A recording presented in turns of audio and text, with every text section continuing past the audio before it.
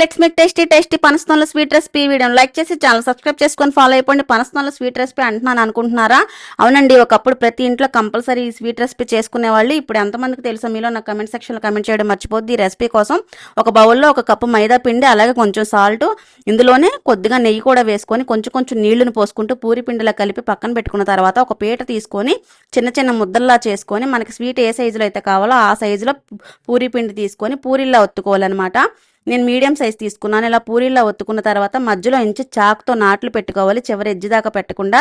ఇప్పుడు చివరిలో అంచులు ప్రెస్ చేసుకుంటూ ఈ చివరిని పోల్ చేసుకొని ఇలా అన్ని కూడా ఈ విధంగానే తయారు చేసుకొని పక్కన పెట్టుకొని డీప్ ఫ్రైకి సరిపడా ఆయిల్ పెట్టి ఆయిల్ హీట్ అయిన తర్వాత గోల్డెన్ బ్రౌన్ కలర్ వచ్చేంత వరకు వేయించుకొని తీసి పక్కన పెట్టేశాక ఇదే స్టవ్ మీద మరొక ప్యాన్ పెట్టుకొని ఏ కప్పుతో పిండి తీసుకున్నాం అదే కప్పుతో 1 కప్పు పంచదార, 1 కప్పు నీళ్లు వేసుకొని పాకం మరుగుతుండగా ఎలాచి పౌడర్ వేసుకొని ఇందులో తీగ పాకం వచ్చిన తర్వాత స్టవ్ ఆఫ్ చేసి వేయించుకున్న పనస్తోనల్ని పాకంలో వేసుకొని 1 నిమిషం పాటు అటు ఇటు తిప్పుకుంటే చక్కగా పాకం పీల్చుకుంటే మిగతా అన్నీ కూడా ఇలాగే చేసుకొని సర్వ్ చేసుకుంటే అంతే సింపుల్గా టేస్టీగా పనస్తోల స్వీట్ రెసిపీ రెడీ. వీడియోని లైక్ చేసి ఛానల్ సబ్స్క్రైబ్ చేసుకొని ఫాలో అయిపోండి. మరో రెసిపీతో మళ్ళీ కలుద్దాం. బాయ్.